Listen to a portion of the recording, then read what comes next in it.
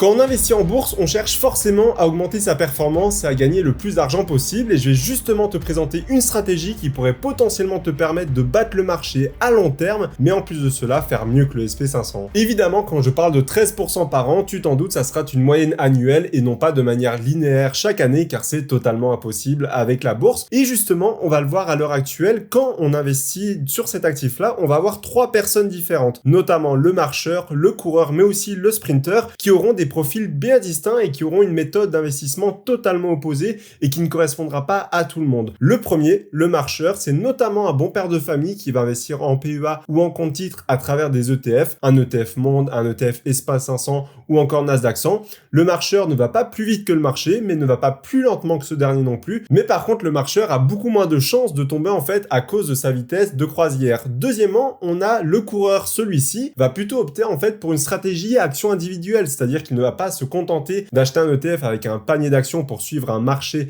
donné. Il va surtout en fait choisir de sélectionner ses propres actions afin de trouver les meilleures entreprises, celles qui lui correspondront le mieux, peut-être avec des gros dividendes ou peut-être des actions à croissance. Donc cette personne aura tendance à aller potentiellement plus vite que le marché, mais risquera aussi de tomber plus facilement qu'un marcheur malheureusement. Et enfin, on aura le sprinter. Lui, c'est la catégorie du trading, c'est-à-dire qu'on ne va pas investir spécialement à long terme, mais on va prendre des positions à court terme, un jour, une semaine, un mois sur une action très précise, et on va essayer de battre le marché de manière fulgurante, peut-être faire 20% en un mois, mais avec un risque très élevé en fait de perdre en capital. D'ailleurs, 89% des particuliers qui font du trading perdent tout leur capital après 4 ans. Donc comme tu l'auras compris, nous ce qu'on veut c'est battre le marché, et si on veut faire cela, on ne pourra pas être un marcheur qui va simplement suivre ce dernier grâce à un ETF, mais on ne pourra pas non plus être un trader, donc un sprinter, puisque très peu de personnes d'entre vous ont les capacités et le temps d'en devenir un, et surtout les risques seraient bien trop nombreux. Donc on partirait évidemment sur le coureur qui aurait beaucoup d'opportunités pour de nombreux investisseurs particuliers. Le premier, ça serait évidemment que tu pourrais choisir les meilleures actions, c'est-à-dire que tu vas avoir accès à un marché très diversifié du monde entier dans différents secteurs. Ce qui veut dire que tu pourrais potentiellement choisir les actions qui te correspondraient le plus au niveau du dividende ou alors de la croissance en faisant différentes analyses. Et justement, c'est ce qu'on va voir juste après sur comment est-ce qu'on va sélectionner les meilleures actions. Deuxièmement, on va pouvoir limiter l'impact des frais à long terme. Comme tu le sais, le marcheur qui investira sur un ETF sera sujet à des frais externes, notamment pris par l'émetteur de cet ETF, ça peut être BlackRock, Amundi ou autre. De manière générale, ces frais ne sont pas extrêmement élevés, on tournera autour des 0,1 à 0,6% par an, mais ça reste des frais. Quand on investit à long terme, et bien malheureusement, les intérêts composés vont également jouer sur les frais et pourraient réduire drastiquement notre performance en bourse, alors qu'avec les actions individuelles, on supprime totalement ces frais de gestion annuels. Et enfin, le troisième avantage sera simplement de pouvoir développer une stratégie en dividende. C'est le meilleur moyen de développer un revenu passif grâce à la bourse, en plus évidemment de l'appréciation de ton capital dans le temps. Donc ça sera certainement l'une des meilleures solutions pour toi si aujourd'hui tu veux investir dans des actions individuelles tout en essayant de battre le marché avec des stratégies sûres où on va limiter un maximum le risque à long terme. Donc pour cela, comme je te l'ai dit, tu vas pouvoir sélectionner en fait des actions parmi le monde entier, que ce soit la France, le Royaume-Uni, les États-Unis avec le Saint Graal du SP500, mais aussi la Chine, l'Inde avec tous les pays émergents qu'ils possèdent. Ça serait sous-estimer le marché et ces entreprises-là de ne pas pouvoir battre le SP500 à long terme. Mais donc, quand je parle de battre le marché, il faut évidemment prendre une base. Est-ce qu'on parle du SP500? Est-ce qu'on parle de 6% par an? Est-ce qu'on parle de 15% par an? Je me suis évidemment basé sur l'indice boursier le plus populaire au monde qui regroupe les 500 plus grosses capitalisations boursières des États-Unis, le SP500, qui fait en moyenne 10% par an depuis sa création, en 1950 environ, et qui, depuis les 5 dernières années, fait 75%, donc légèrement au-dessus des 10% par an qu'il a pu proposer par le passé. Mais donc, ce qui voudrait dire que pour 1000 € investis en 2019, tu aurais 1750 € à l'heure actuelle, ce qui est déjà une très belle performance quand tu investis et que tu veux faire fructifier ton épargne. Mais donc, je me suis posé une question extrêmement simple. Est-ce qu'il ne serait pas possible de trouver les meilleures entreprises, en fait, qui pourraient bénéficier justement du haut du panier? Comme je te l'ai dit, tu as 500 entreprises à l'intérieur du SP500, ce qui veut dire qu'il y a forcément des entreprises qui font moins bien que 10% par an et certaines entreprises qui font largement plus. Et c'est justement ce que j'ai trouvé. On voit en fait que parmi le top 20 des entreprises, elles ne représentent que 29% du SP500, donc des 500 entreprises qui vont la composer, alors qu'en milieu de 2023, on a eu une performance du SP500 de 7,55% entre janvier 2023 et le milieu de l'année, et sur ces 7,55%, 7,08% étaient attribués en fait au top 20 des actions du SP500, ce qui montre bien ici une loi de Pareto. Si tu ne la connais pas, ça veut dire que 20% des actions représentent 80% des résultats. On a cette loi dans le travail, dans la productivité, dans la santé, peu importe, elle s'applique dans de nombreux aspects. Et ici, on voit même plus, en fait, c'est que clairement, les 20 plus grandes actions du SP500 représentent ici, dans notre exemple, presque 90% de la performance, ce qui est juste énorme. Et donc, on va justement essayer d'aller trouver ces actions-là. Donc, dans un premier temps, nous avons évidemment la célèbre entreprise Apple, qui est l'un des géants, en fait, aux États-Unis et qui propose une très belle performance de plus de 242% sur les 5 dernières années. Mais ce n'est pas tout. Du côté français, nous avons aussi LVMH, possédé par Bernard Arnault, avec la marque notamment comme Louis Vuitton, qui fait, quant à lui, plus 130% par an. Donc là, nous pouvons déjà identifier 2 actions sur les 5 dernières années qui battent le marché. Évidemment, nous n'investissons pas à 5 ans, mais plus sur 20-30 ans. Donc, nous allons voir en détail comment est-ce que nous pourrions, en fait, trouver ces actions-là qui surperforment le marché sur un long horizon de temps et les posséder en portefeuille. Et du coup, pour faire cela, j'ai créé ma propre stratégie que j'ai appelée la stratégie Remora. Si tu ne sais pas ce que c'est un Remora, c'est simplement un petit poisson qui n'utilise pas son énergie pour se déplacer, mais simplement celle des plus gros poissons qui l'entourent, comme des requins ou des baleines, afin de s'agripper en fait sur ces derniers afin de se déplacer d'un point A à un point B sans dépenser aucune énergie. Et là, on va justement faire la même chose. On va se baser et utiliser en fait les géants du secteur pour pouvoir exploser et aller beaucoup plus vite. Dans un premier temps, il faut savoir comment analyser ce type d'action. Et comme tu t'en doutes, on va avoir énormément de choses à prendre en compte, notamment les indicateurs à regarder. Donc, comment est-ce qu'on va analyser et trouver ces entreprises-là? La stratégie de rachat et de vente qui est très importante. À quel moment je vais acheter, à quel moment je vais vendre. Et aussi le rééquilibrage de son portefeuille qui est essentiel pour maintenir une bonne santé au sein de celui-ci. Et évidemment, en bonus, je te partagerai en direct l'analyse de Visa que je t'ai fait juste après. Mais par contre, je te préviens tout de suite, on parlera uniquement des indicateurs à regarder que je te donnerai en détail pour trouver ce type d'action-là. Par contre, la stratégie de rachat et de vente, mais également le rééquilibrage de ton portefeuille, malheureusement, ces 2 derniers points ne dépendront uniquement de ton profil et donc je ne peux pas te donner une méthode à copier-coller, contrairement aux indicateurs où je peux te dire environ lesquels regarder pour trouver ce type d'action. Quand on parle d'indicateurs, tu as certainement déjà entendu parler du PER, du ROIC, du WACC, du EBITDA, de l'UCA, également du rendement. Enfin bref, on te parle d'énormément d'indicateurs, tu sais plus trop où donner de la tête. Eh bien moi, je vais faire quelque chose de bien plus simple. On va séparer la chose en 2 catégories. La première, on va analyser la croissance de l'action et la deuxième, évidemment, son dividende pour allier les 2 choses que recherchent les investisseurs, c'est-à-dire le gain via la plus-value et le gain via le dividende potentiel versé par une action.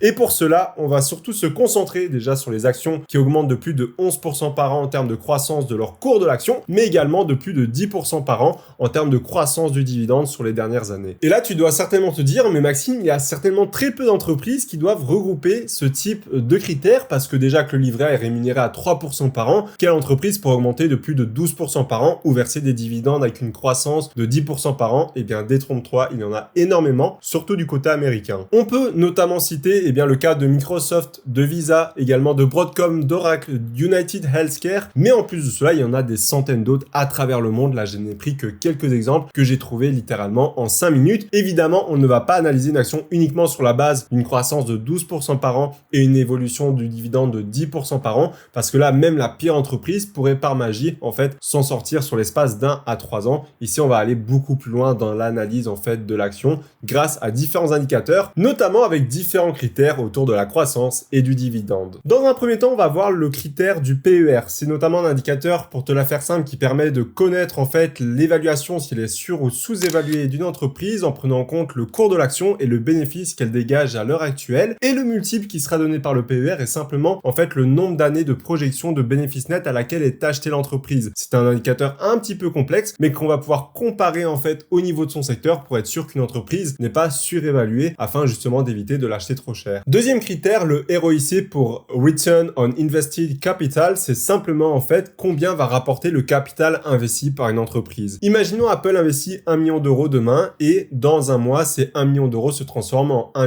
100 000 euros. Ce qui voudrait dire qu'Apple a un ROIC de 10% par an. Et bien ici, on va chercher justement des ROIC assez élevés afin d'être sûr que chaque euro investi par l'entreprise permet de dégager un maximum de bénéfices à cette dernière. Ensuite, on a le free cash flow et le chiffre d'affaires. Donc le chiffre d'affaires, c'est très connu, c'est simplement les recettes des ventes d'une d'une entreprise. Et le free cash flow, c'est simplement le surplus de trésorerie qui va notamment permettre à l'entreprise de réinvestir au sein de celle dernière, aussi de pouvoir verser des dividendes, mais également de faire des rachats d'actions par exemple, ou un tas d'autres choses également. Ensuite, on va avoir la dette sur EBITDA, qui est simplement un indicateur qui pourrait nous dire en théorie combien d'années mettrait l'entreprise à rembourser la dette qu'elle a contractée. Donc plus c'est faible, au moins l'entreprise est endettée, ou en tout cas au plus vite elle pourrait la rembourser. Ensuite, on aurait la couverture des intérêts, ce qui voudrait dire jusqu'à quel moment l'entreprise pourrait couvrir ses intérêts de crédit. C'est notamment une donnée très importante pour être sûr qu'une entreprise ne pourrait pas être en mauvaise santé si les taux d'intérêt commenceraient à augmenter, comme c'est le cas à l'heure actuelle. Et enfin, l'outstanding share, donc c'est simplement le nombre d'actions en circulation que possède l'entreprise.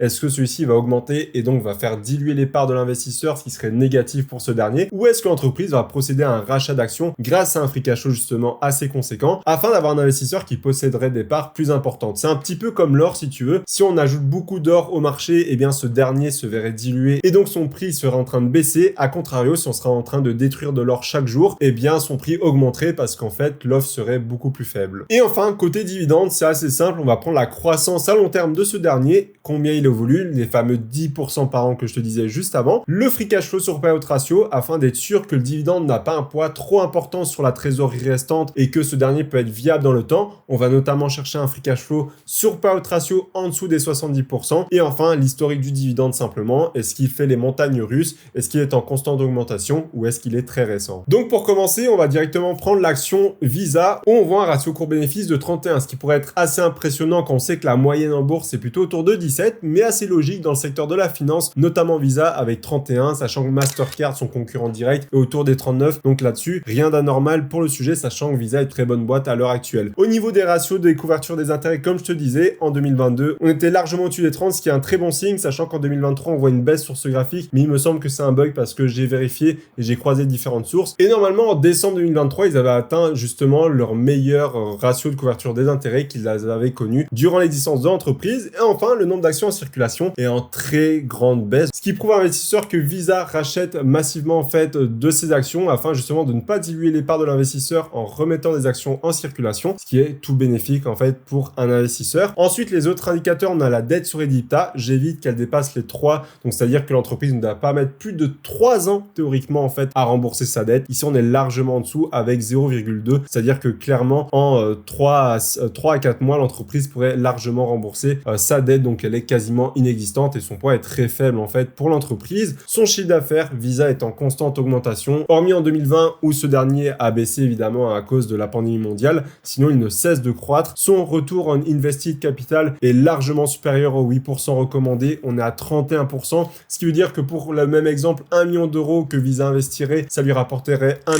300 000 euros, ce qui est juste énorme pour une entreprise, et Visa a un excellent business model d'ailleurs là-dessus. Et enfin, son free cash flow par action est quant à lui, comme le chiffre d'affaires, en constante augmentation, hormis en 2020 à cause des mêmes circonstances. Et pour finir sur le dividende, qui est tout aussi important pour l'investisseur, eh bien on voit que ce dernier suit les mêmes trajectoires, c'est-à-dire qu'il n'a jamais baissé, il ne joue pas les montagnes russes, il est dans une linéarité constante et surtout il se fait augmenter en fait très largement. On voit qu'en 2021 on était aux alentours des 1,33$, quand en 2024 qu'on vise à peu près les 2$, ce qui montre bien que le dividende de Visa augmente de largement plus de 10% par an et ce depuis de nombreuses années. Et enfin le ratio de distribution par rapport au free cash flow, eh bien ce dernier est aussi très convaincant. Quand je veux qu'il soit en dessous des 70%, on est en dessous des 20% à ce moment-là en 2023 et on a rarement dépassé et on n'est jamais d'ailleurs allé au-dessus des 30% depuis 2014. C'est un rendement par contre un peu plus faible pour Visa évidemment, on est à 0,75%, ce qui voudrait dire que pour 1000 euros investis, tu aurais à l'heure actuelle 7,50€ par an de dividendes et ce dernier est versé sans interruption depuis les 16 dernières années. Mais donc là tu vas certainement te dire mais pourquoi investir sur Visa qui a un rendement si faible alors que Realty Income en fait aurait un rendement de 5,93% à l'heure actuelle? Eh bien ça serait omettre une chose hyper importante dans le monde des investissements, simplement le yield on cost, parce que c'est la chose qu'il faut absolument regarder et non pas le rendement actuel. Parce que la majorité des gens vont se concentrer évidemment sur le rendement actuel d'une action, c'est-à-dire que tu vois qu'elle fait 6% par an, sauf que ce dernier ne sera plus du tout la même si tu l'achètes à l'heure actuelle et que le prix de l'action baisse ou monte, et si cette dernière coupe son dividende ou l'augmente ou le baisse également. Tout ça va jouer énormément et c'est pour ça qu'il faut décider de se concentrer sur le rendement sur coût, donc le yield on cost, plutôt que le rendement actuel. Comme tu peux le voir, c'est un screener de mon portefeuille personnel. On voit que le rendement actuel de mon portefeuille serait théoriquement de 3,27%, comme mon rendement sur coût réel quand on prend en compte à quel prix j'ai acheté chacune de mes actions, et en réalité de de 3,35%, soit parce que les entreprises ont vu leur cours augmenter, soit également parce que le dividende de chacune de ces dernières a augmenté dans les dernières années, soit un mélange des deux. Et tu peux le voir directement ici, Visa, si tu aurais investi il y a ne serait-ce que 10 ans, donc c'est-à-dire en 2014, tu as un rendement sur coût à l'heure actuelle de 4%, contrairement aux 0,75% actuels. Pourquoi? Parce qu'à l'époque, Visa coûtait beaucoup moins cher. Depuis, elle a augmenté largement son dividende.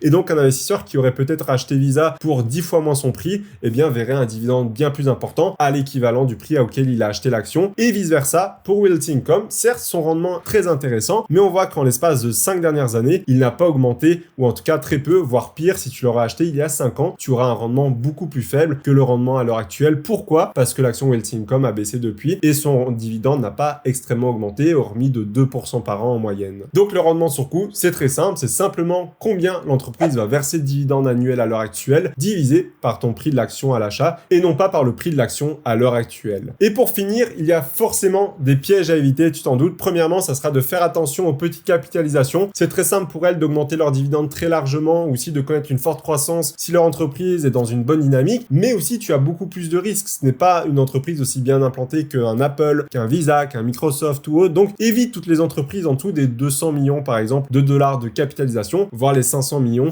Après, ça dépendra de chacun bien évidemment, mais ça sera plus compliqué de trouver en fait ces critères-là chez ce type d'entreprise. Ensuite, faire la différence sur le court terme et le long terme. Comme tu t'en doutes, eh bien, le court terme, toutes les entreprises, comme je te l'ai dit, ça rejoint un petit peu les petites capitalisations, pourraient faire du plus 12%, 15, plus 20% par an à l'espace de 3 ans et augmenter leurs dividendes de plus 20% par an sur 3 ans également. Mais peut-être que l'année d'après, tout s'écroulerait. Il faut vraiment trouver des entreprises qui ont ces chiffres-là depuis des dizaines d'années, plus si possible, et qui pourraient les maintenir dans le temps, c'est-à-dire en vérifiant leur free cash flow, également la dette sur EBITDA, également du coup le ratio et le payout ratio. Toutes ces choses-là sont extrêmement importantes. Tu ne peux pas prendre un seul indicateur pour être sûr de la viabilité à long terme d'une entreprise. Et même en regroupant tout cela, il y a quand même des risques que ça ne marche pas. Et enfin, le dernier piège, ça sera de ne pas hésiter à vendre des actions. Parce que oui, certaines actions basculeront dans la partie sombre, on va dire, des choses que tu ne souhaites pas acheter. C'est-à-dire que peut-être d'ici 10 ans, Visa changera de dette sur EBITDA. Peut-être qu'il coupera son dividende. Peut-être même que le cours de l'action sera en constante baisse à cause de n'importe quel scandale. Donc, ça sera à toi aussi de rééquilibrer en fonction du moment